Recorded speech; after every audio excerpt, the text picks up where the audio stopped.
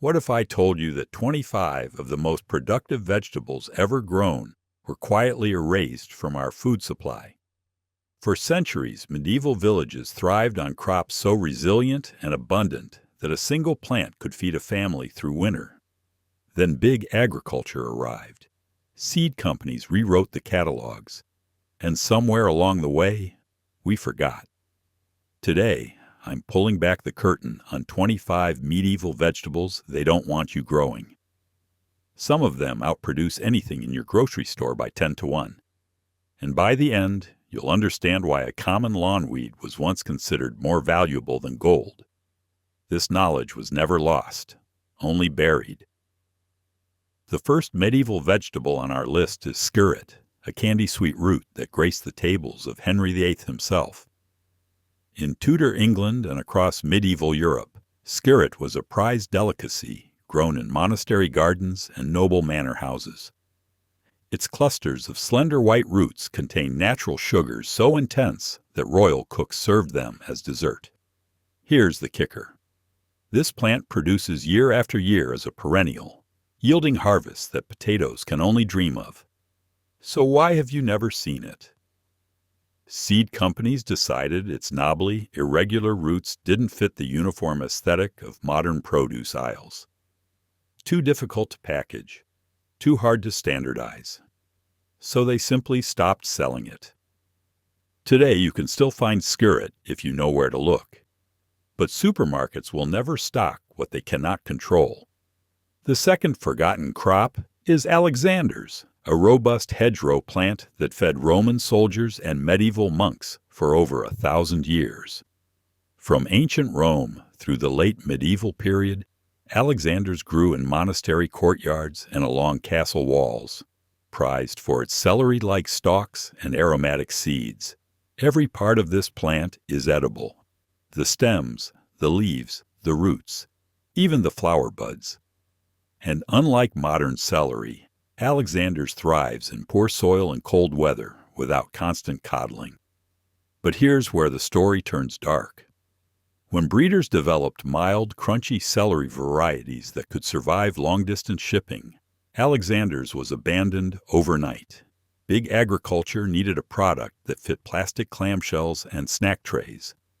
Alexander's still haunts the ruins of medieval castles across Europe. It grows wild, waiting. Meanwhile, we pay $4 for watery celery sticks. The third entry is Good King Henry, a perennial green so reliable that medieval peasants called it the poor man's asparagus. For centuries, this plant anchored cottage gardens across Europe, producing spinach-like leaves and tender spring shoots that rivaled asparagus in flavor. Our ancestors knew something we've forgotten. Why replant every year when nature offers a vegetable that returns on its own, decade after decade? Good King Henry requires almost no care. It laughs at frost. It tolerates shade. And it keeps producing while annual spinach bolts at the first hint of summer heat. So what happened? Industrial agriculture needed crops that could be planted, harvested, and sold in a single season. Perennials don't fit the business model.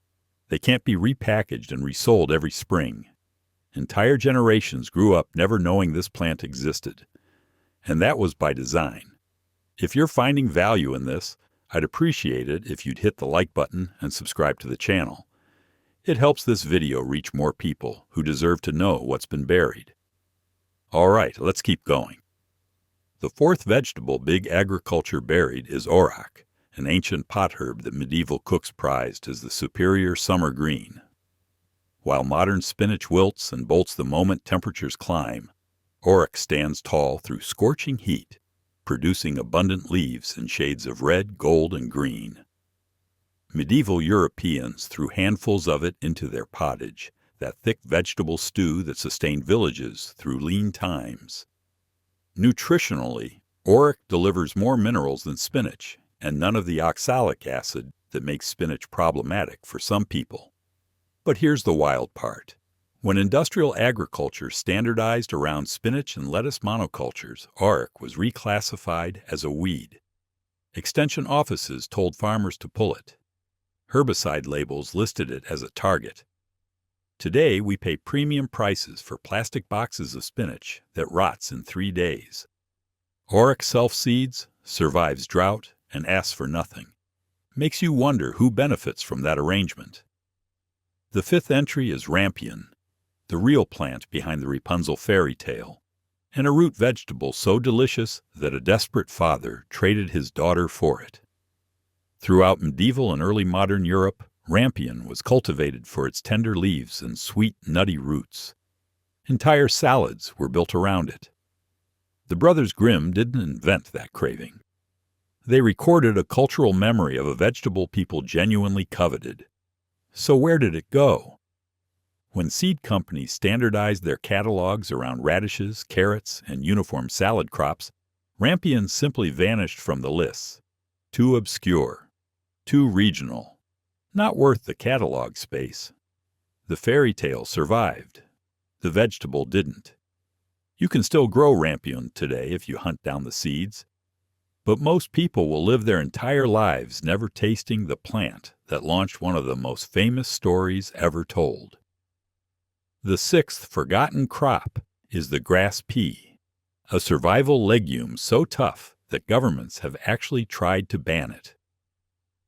For thousands of years across the ancient and medieval Old World, grass peas kept entire populations alive through droughts, floods, and famines that destroyed every other crop. This plant grows where nothing else will. It fixes nitrogen in the porous soils. It produces protein when wheat and rice fail completely. Here's where it gets interesting. Because grass peas contain a compound that can cause problems if eaten exclusively during famine conditions, authorities in some countries banned or discouraged cultivation entirely. They replaced it with aid cereals and imported grains. A crop that grows without permission cannot be owned. A crop that survives disaster threatens the dependency model. The grass pea raises uncomfortable questions about who decides which foods are allowed and which get erased. The seventh medieval vegetable is lamb's quarters, once a beloved peasant potherb and now one of the most aggressively poisoned plants in America. Medieval villagers across Europe gathered lamb's quarters as a wild spinach, cooking it into stews and eating it fresh when cultivated greens were scarce. Pound for pound, lamb's quarters contains more protein, more calcium, and more vitamins than anything in the grocery store produce aisle. Our grandparents understood this. But modern agriculture had a problem. Lamb's quarters grows anywhere, asks for nothing, and cannot be patented or controlled. So they called it a weed. Extension campaigns trained farmers to destroy it. Herbicide companies made billions selling chemicals to eradicate free food. Today, homeowners dump poison on lamb's quarters so they can drive to the store and buy inferior greens wrapped in plastic. The irony is painful. We spray nutrition so we can purchase malnutrition. The eighth entry is sea kale, a coastal delicacy that once graced the tables of European aristocrats before law and logistics pushed it into obscurity.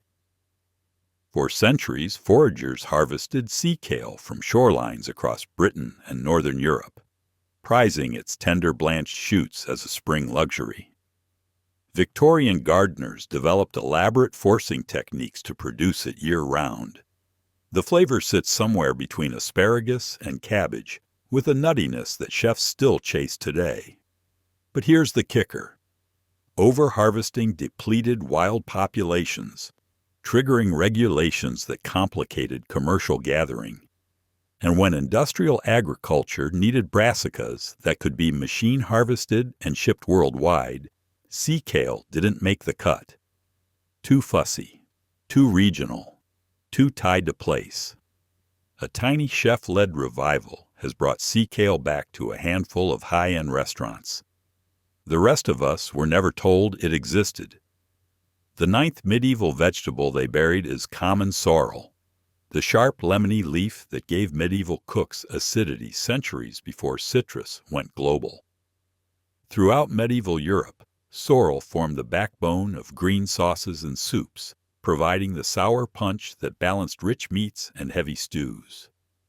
This plant grows like a weed, returns every spring without replanting, and delivers a bright, tangy flavor that modern salads desperately lack. Our ancestors knew something we've forgotten. You don't need to import lemons from across the world when you can grow sourness in your own backyard.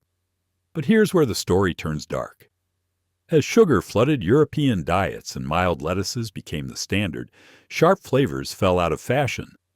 Food marketers decided that American palates wanted bland and sweet, not complex and sour. Sorrel was deemed too intense for mass consumption. We traded a perennial flavor powerhouse for iceberg lettuce. What a shame. The 10th forgotten crop is common mallow, the village doctor's vegetable that thickened medieval soups and soothed sore throats long before cough syrup existed.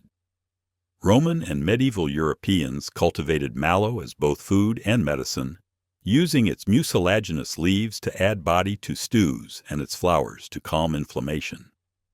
The original marshmallow was made from this plant's roots. Every part is edible, nutritious, and useful. Mallow self-seeds prolifically and grows in conditions that would kill pampered grocery store greens.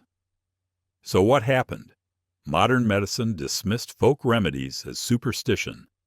Pharmaceutical companies replaced mallow throat treatments with synthetic syrups. And somewhere along the way, mallow became just another roadside weed to be sprayed and forgotten. Today, we buy processed marshmallows made of corn syrup and gelatin, never knowing that the real thing once grew free in every village garden. The knowledge nearly died with our grandparents. The 11th entry is smallage, the wild ancestor of celery, and a potent herb that medieval cooks considered essential to every proper broth. Before modern breeding turned celery into a bland, watery snack stick, smallage delivered intense flavor and genuine medicinal properties. Medieval and Renaissance kitchens relied on its strong, slightly bitter taste to anchor potages and healing tonics. Herbalists prescribed it for everything from joint pain to digestive troubles. Here's the wild part. When food marketers decided that celery should be a diet food and a vehicle for peanut butter, they bred out everything that made the original plant valuable. Smallage was too assertive, too medicinal, too witchy for the modern produce aisle. So they replaced it with crunchy water and called it progress. The original celery still exists, growing wild in marshes and old gardens. But you'll never find it wrapped in plastic at the supermarket.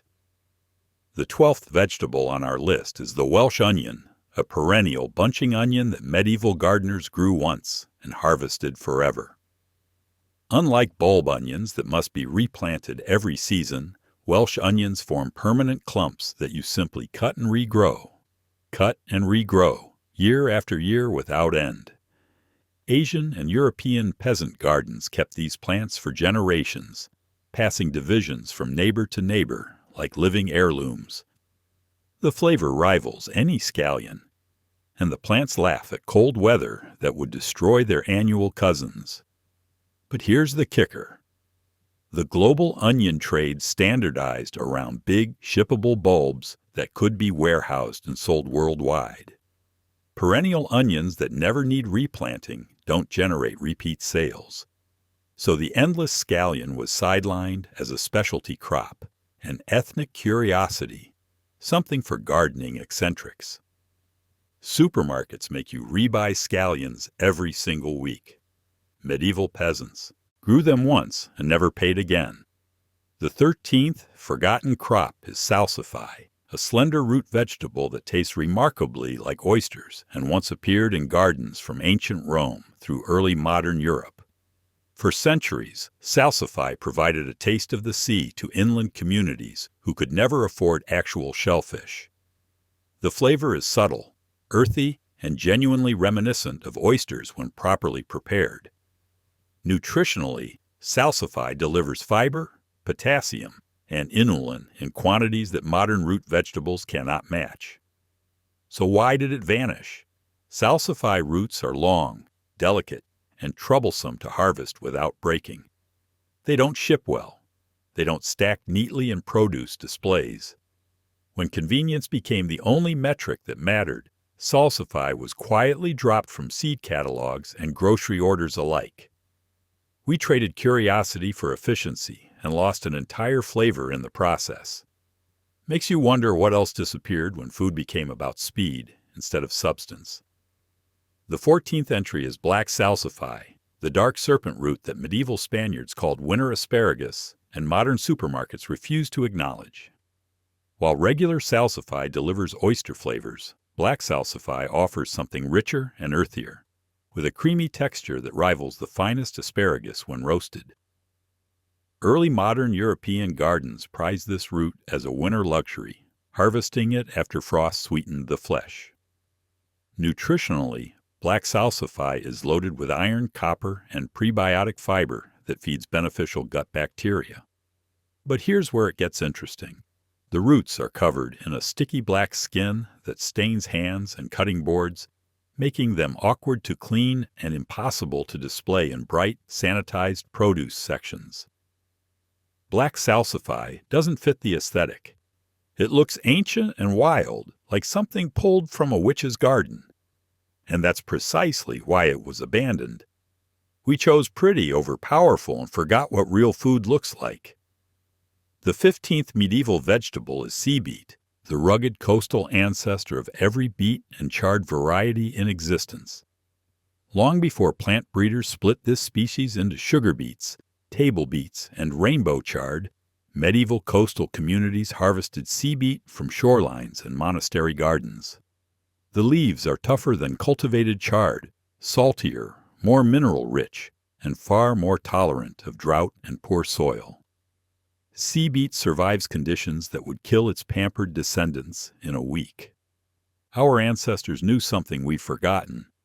The wild original is almost always stronger than the domesticated version. But here's the kicker. Once breeders developed specialized varieties for sugar production and tender salad greens, the wild ancestor became commercially redundant. Why sell an indestructible plant when you can sell fragile seeds and fertilizers year after year? Sea beet still thrives on European coastlines, completely ignored. The original is waiting for us to remember. The 16th forgotten crop is tree collard, a towering perennial cabbage that medieval farmers used as both vegetable and walking stick. Unlike annual cabbages that die after one harvest, tree collards grow into woody stalks up to 10 feet tall, producing edible leaves for years or even decades without replanting.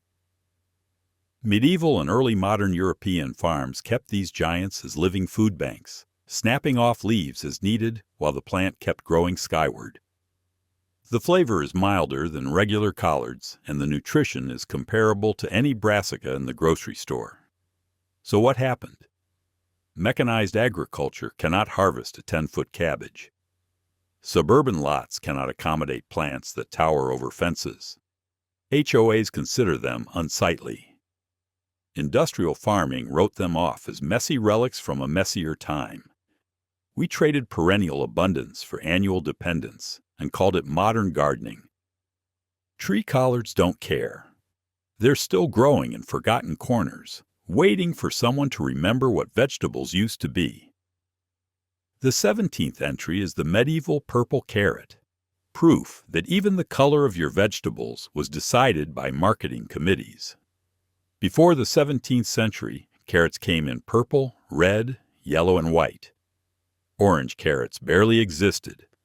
Medieval farmers across Europe and the Middle East grew rainbow carrots as a matter of course, each color offering different flavors and nutritional profiles.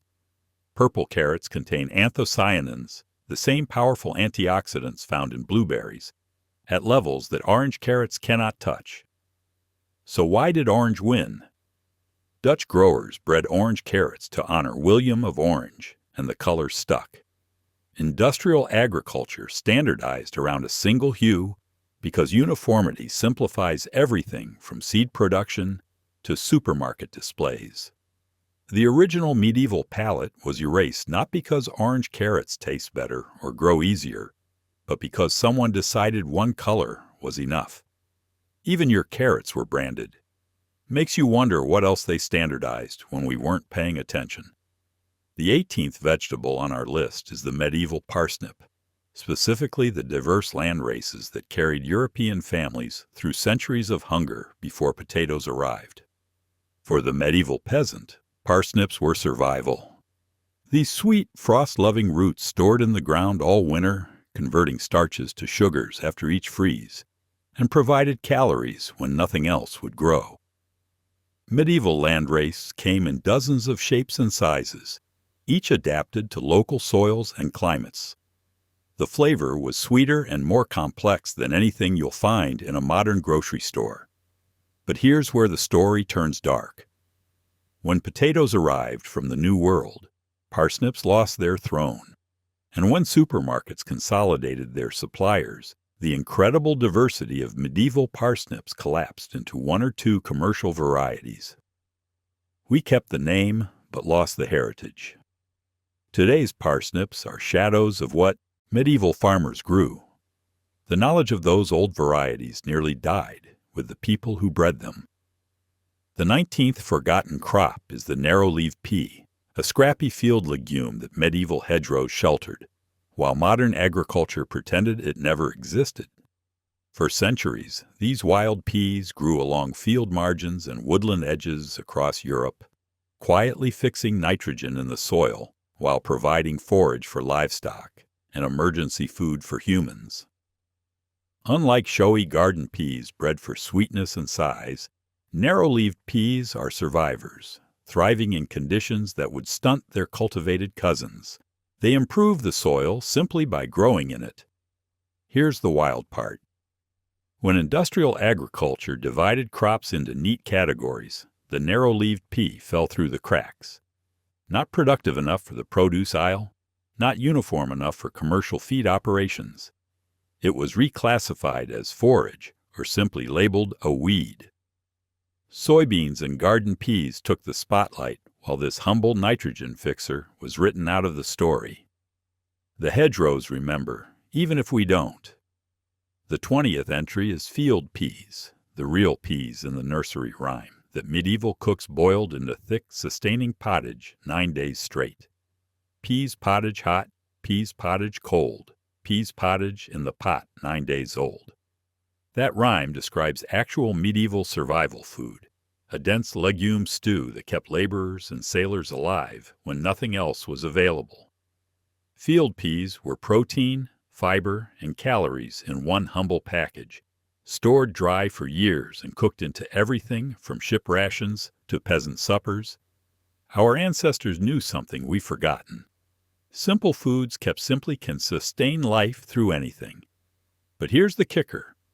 When meat became cheap and potatoes became staples, field peas lost their status. Sweet green peas bred for frozen bags and Instagram-ready sides replaced the working-class original. We kept the nursery rhyme but forgot what it meant. The food that built medieval endurance became an afterthought. The 21st vegetable on our list is the fava bean, specifically the diverse Old World land races that anchored Mediterranean and European diets for thousands of years before Columbus changed everything. Fava beans built civilizations. Ancient Egyptians, Greeks, Romans, and medieval Europeans all depended on this protein-rich legume as a dietary staple.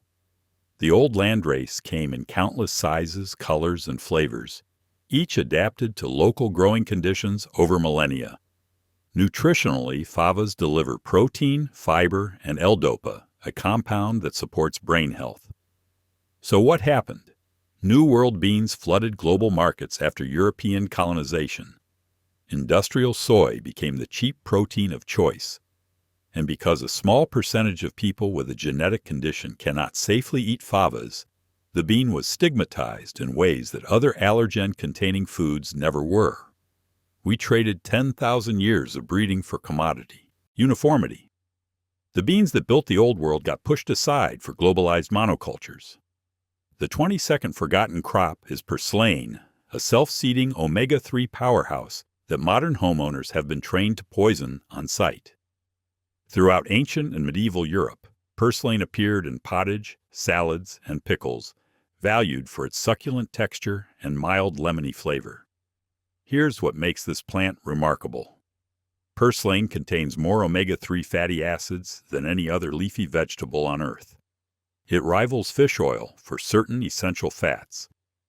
And it grows without any help, appearing in gardens, sidewalk cracks, and disturbed soil wherever conditions allow. A crop that grows without permission cannot be controlled. So they called it a weed.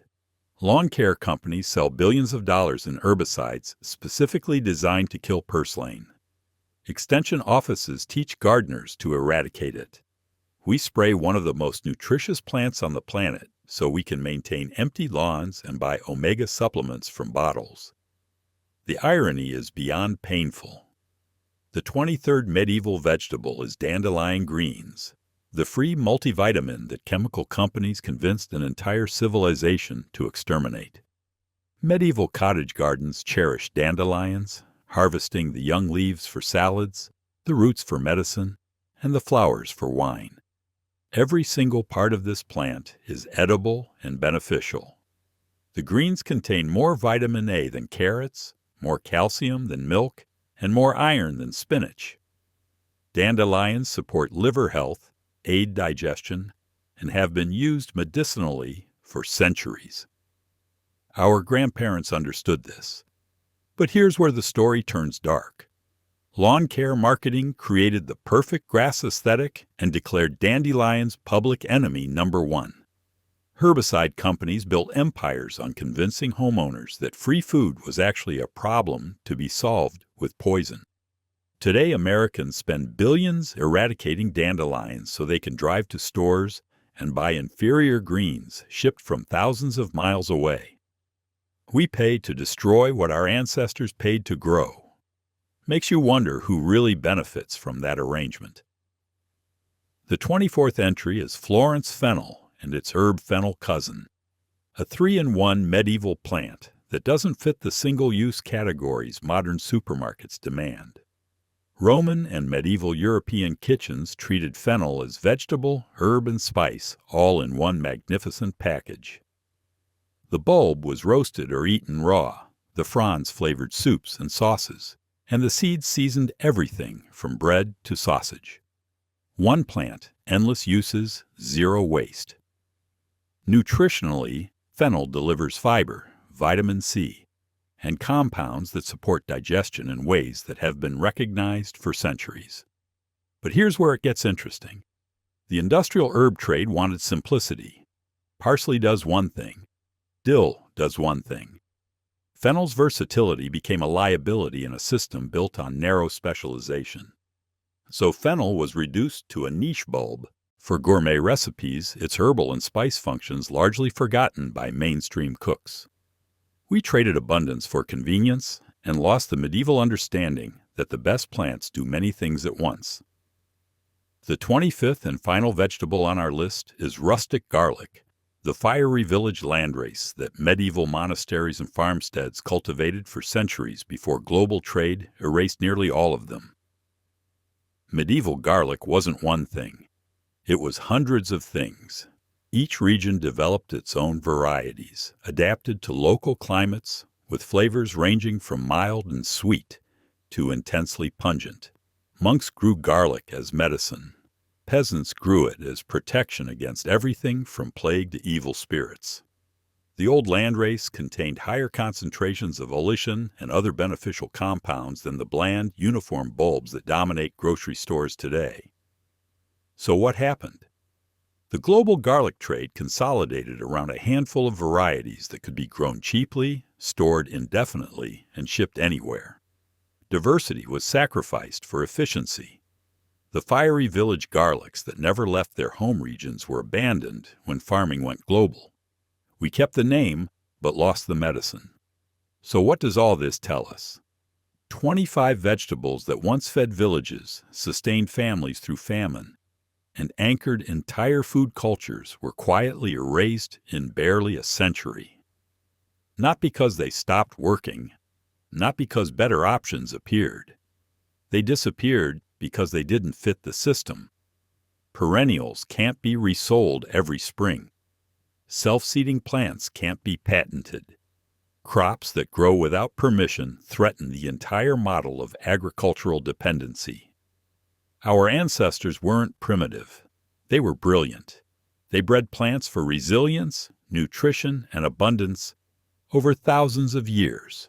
And somewhere along the way, we let strangers convince us that their work was worthless. But here's what the seed companies don't want you to understand. This knowledge was never truly lost. It was only ignored. Every single plant on this list still exists. Every single one can still be grown. The question is whether we're ready to remember what we threw away and start growing it again. If this opened your eyes to something, give it a like and subscribe for more forgotten wisdom. The knowledge is still out there. We just have to remember it. Thanks for watching.